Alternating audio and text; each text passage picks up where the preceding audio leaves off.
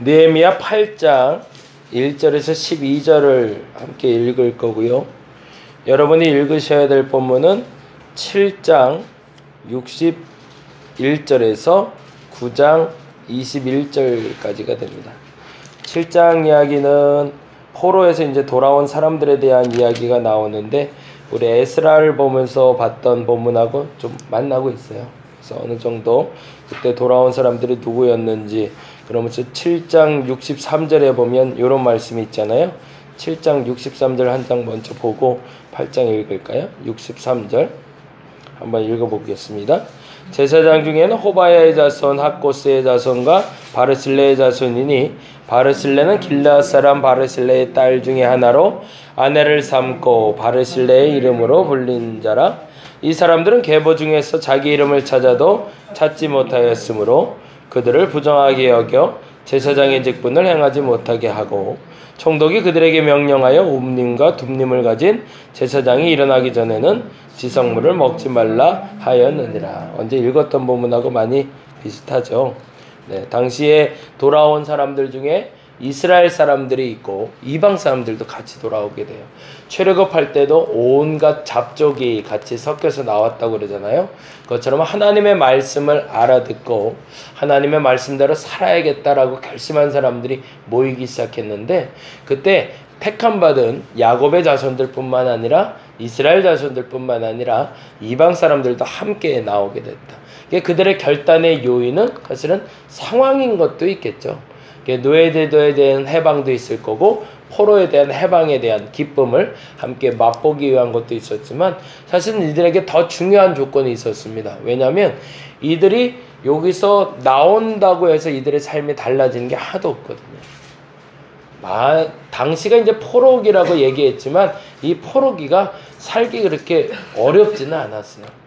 그러니까 살기에 막 노예 생활처럼 막 자유도 없고 속박돼서 근심되고 걱정되고 이런 상황이 아니라 적당한 양의 자기의 재산도 불릴 수가 있었고 여유로움도 있었고 평탄함도 있었고, 근데 이들이 그 평온함을 깨고 나오게 된 사건이 바로 이 포로기 후기의 사건이고 출애굽기에서 잡족이 나온 사건이었다는 겁니다.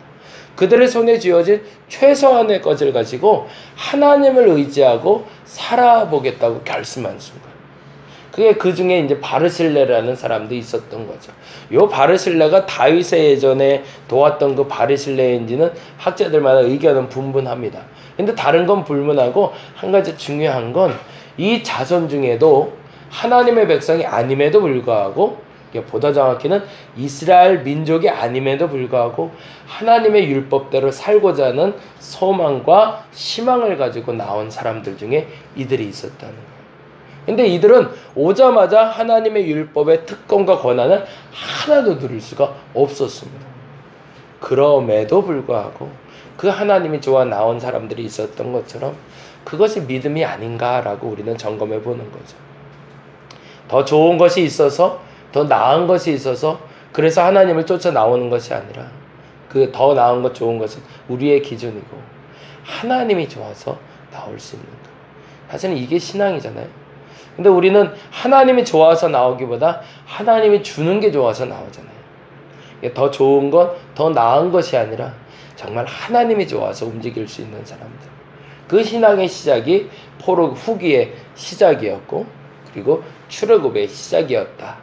이렇게 보시고 신앙생활의 시작과 느헤미야와 에스라를 보시면 사실 훨씬 더 이해가 됩니다. 왜냐하면 에스라 시대 때나 느헤미야 시대 때나 출애굽하고 나왔을 때 그들의 손에는 사실은 그들이 누렸던 것 그 이하의 삶이 보장되어 있었거든요. 무엇을 좋아서 나왔는가? 무엇이 좋아서 신앙생활 하는가? 그 원점이 시작이 잘못되어 있으면 끊임없이 시험 듭니다. 근데 만일에 그게 잘 되어 있으면 시험 들 일이 없죠. 왜냐하면 그게 좋아서 나온 게 아니니까 그게 주어지지 않아도 별로 걱정할 일이 없고 근심할 일이 없는 거죠. 왜요? 난 하나님이면 족하니까. 이제 8장 1절부터 보겠습니다. 그 사람들에 대한 이야기를 다시 한번 이렇게 이야기하고 있습니다. 8장 1절에서 12절 말씀 같이 한 목소리로 읽겠습니다.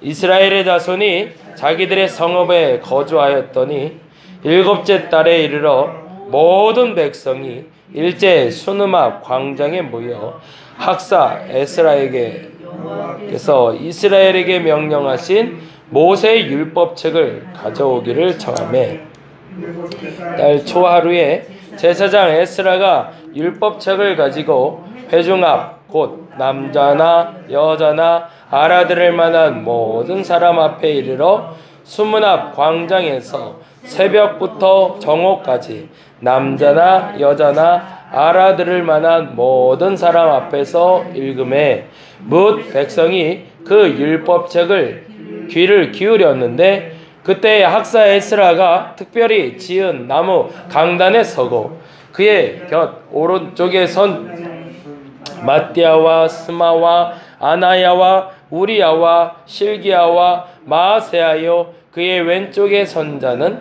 부다야와 미사엘과 말기야와 하숨과 하스바따나와 스가랴와 무슬람이라.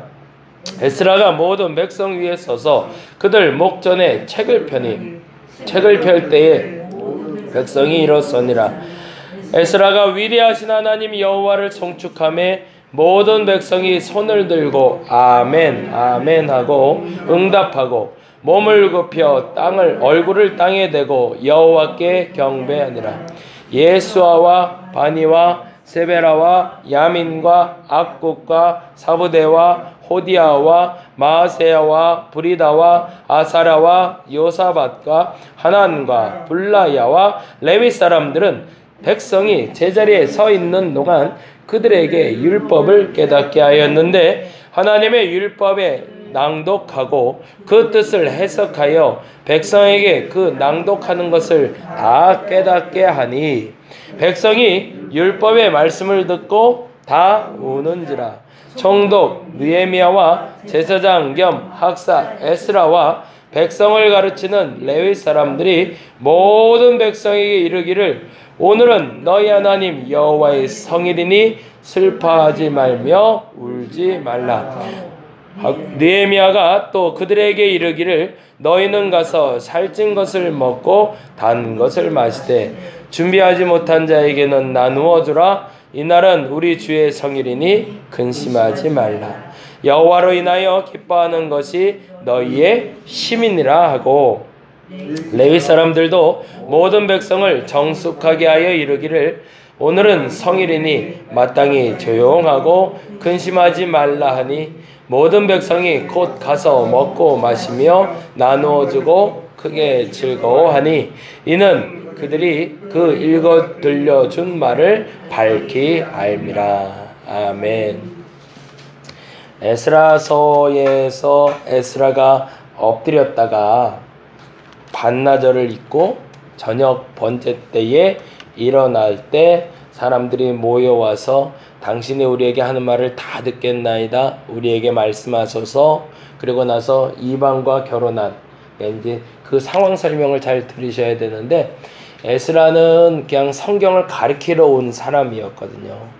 그래서 준비가 다 된 줄 알고 말씀을 가르치려고 했는데 정작 와보니 말씀을 듣는 사람들 뿐만 아니라 말씀을 같이 가르쳐야 될 제사장과 레위인들, 심지어는 성전 제사를 모셔야 될 사람들도 타락해 있음을 알고 너무 허망하고 너무 허탈해서 납작 엎드려 있는데 그때 비로소 사람들이 모여서 개혁운동이 시작이 됩니다. 그러니까 마틴 루터가 종교개혁을 하려고 시작하지 않고 95개조 방방문을 성문 앞에 붙였을 때, 그 성전 앞에 붙였을 때 그것이 시작이 돼서 그가 종교개혁을 하려고 했던 건 아니지만 그 일을 계기로 해서 종교개혁이 시작됐던 것처럼 에스라도 사실은 새로운 것에 대한 시작을 맛보려고 했던 것이 아니라 하나님 앞에 엎드리는 그 순간에 하나님이 역사하셔서 사람을 붙이시고 종교개혁이 시작이 되었다는 거죠. 그게 에스라서의 이야기고 458년의 이야기입니다. 그리고 오늘 느헤미야서에서 나오는 요 에스라가 성경을 보는 이야기는 444년이에요. 기간적으로 약 14년 정도 차이가 나는 거죠. 그러면 그 14년 동안 뭐 했을까라는 질문이 던져지는 거예요.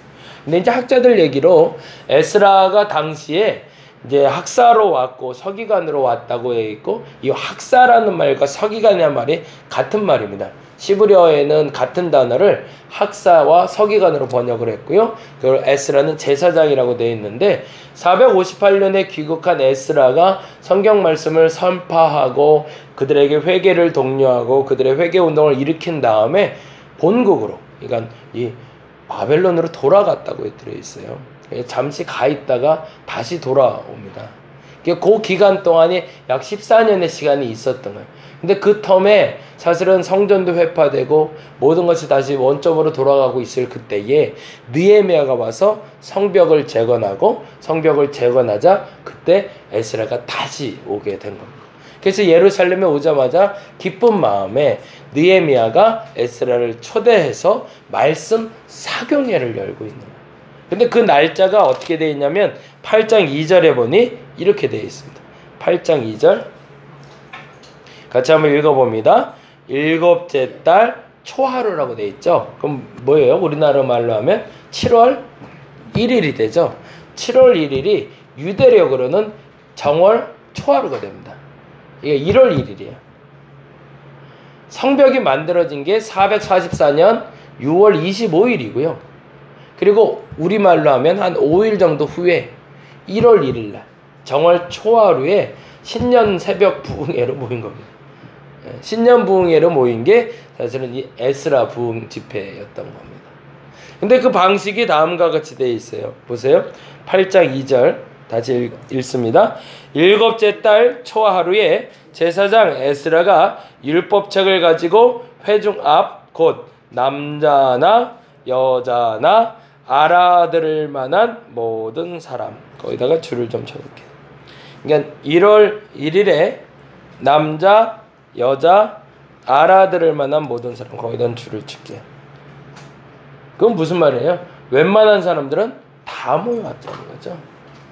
예배 드릴 때 아이들을 이렇게 자꾸 다른 데로 보내는 습관들이 우리에게 있는데, 원래 말씀 드릴 땐 그게 아니었다는 거죠.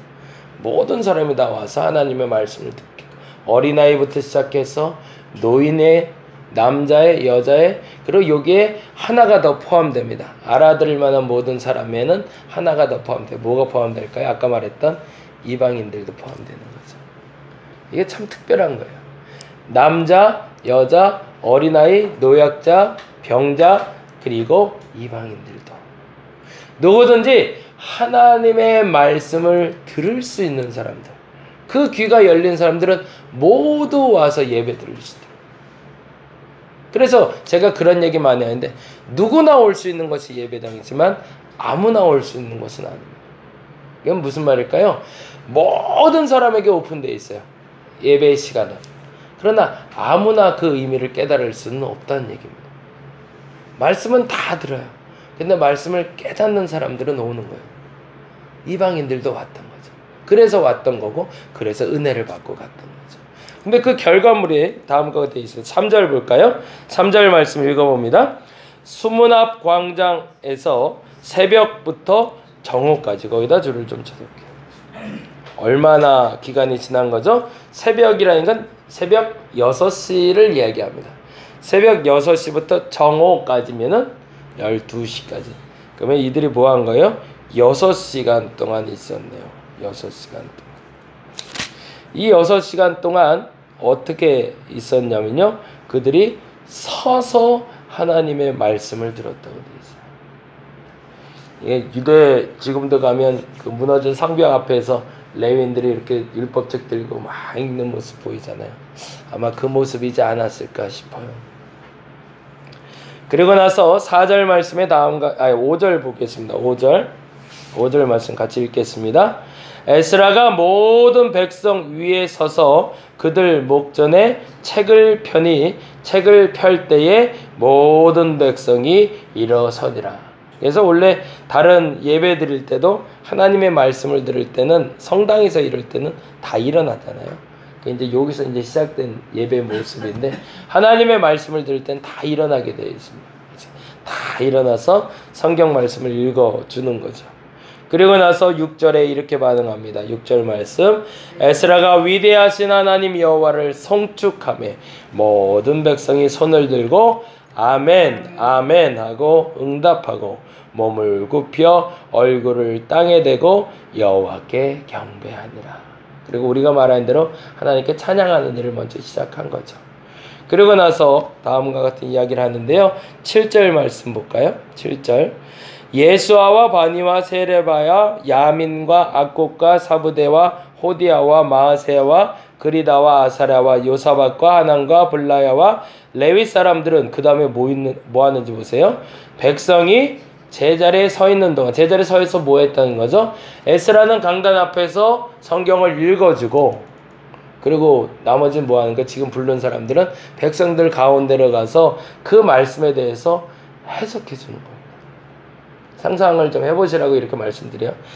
저희 같은 이런 나무 강단이었는지 어떤 강단인지 모르지만 에스라가 이런 나무 강단에 서서 자 여호와를 송축하라 그랬더니 아멘 아멘이라고 백성들이 대답하고, 이제 내가 주의 말씀을 읽겠나이다 그러고서 에스라가 주의 말씀을 낭독하자 백성들이 그 말씀을 듣고 있는데 그 말씀을 모르는 사람들에게 확 하고 사냥꾼의 사냥개 풀듯이 확 제사장들을 푼 거죠. 제사장들은 밑으로 다 내려가서 그 말씀을 알아들을 만한 사람들에게 그 말씀을 해석을 해주기 시작하는 겁니다. 그 말씀이 얼마나 장관한 내용이었을까 싶어요.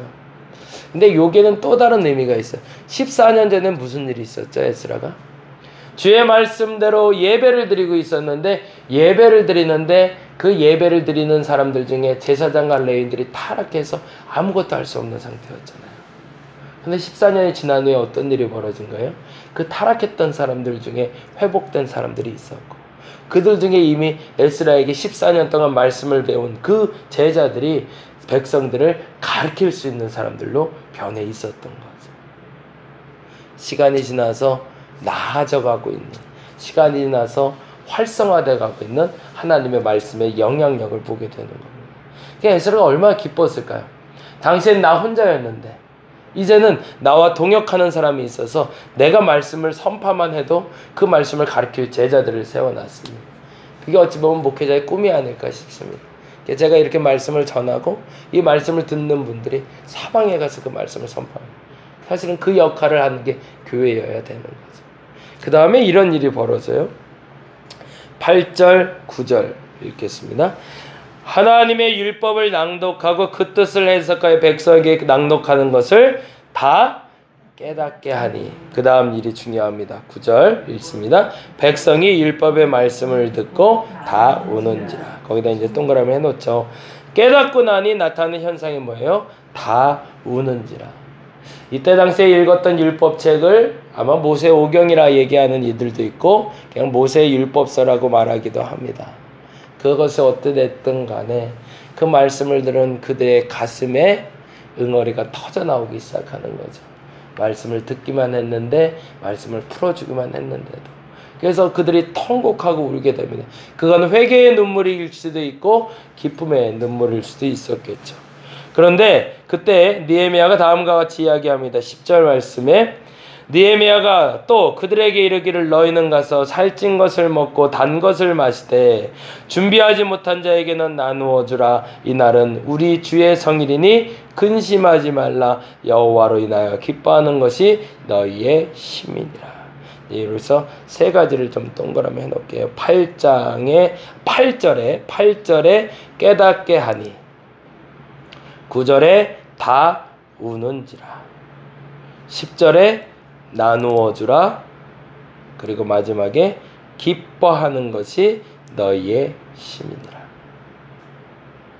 저와 여러분이 말씀을 들을 때 나타나야 될 네 가지의 영향력을 나타내고 있습니다. 첫째는 깨달음이 있어야 됩니다.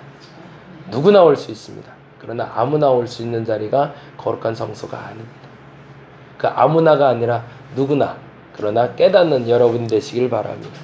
그리고 두 번째, 깨달음은요, 회개 안 할 수가 없어요.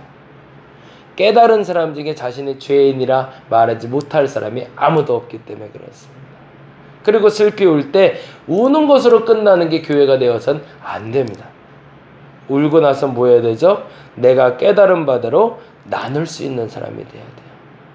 그 나누는 걸 저는 자발적 가난이라고 얘기를 하고 있고요. 여러분이 가진 것 중에 필요한 것 이상으로 주시는 은혜를 마음껏 누구에게? 준비하지 못한 자에게 나눠주는 겁니다. 그리고 나서 우리의 힘은 어디에 있다고요? 여호와로 인하여 기뻐하는 겁니다. 요게 그냥 기뻐하는 것 하면 아까 말한 것에 걸리게 돼요. 그건 뭐냐면 하나님이 주시는 게 좋아서 신앙생활 하느냐, 하나님이 좋아서 신앙생활 하느냐. 여호와로 인하여 기뻐하는 것과 여호와께서 주신 것으로 기뻐하는 것은 천지 차이입니다. 여기를 마무리가 잘 돼야 돼요. 깨닫는 것도 중요하고요, 우는 것도, 회개하는 것도 중요하고 나누는 것도 중요한데 더 중요한 건 뭐냐면 여호와로 인하여 기뻐하는 거냐, 여호와께서 주신 것으로 기뻐하는 거냐. 마지막 결론은 여호와로 인하여 기뻐할 수 있는 저와 여러분이 되시길 간절히 바랍니다. 이게 신앙생활의 결론이어야 돼요. 근데 여기에 딴 욕심이 갖게 되면 또 우리는 불신하게 되고 또 서운하게 되고 또 속상하게 됩니다. 시작이 하나님의 말씀이어야 되고 결론은 여호와로 인하여 기뻐하는 신앙생활. 그 신앙생활의 첫발이 오늘이 되시기를 간절히 바랍니다. 기도하겠습니다. 여호와를 기뻐하게 하여 주옵소서.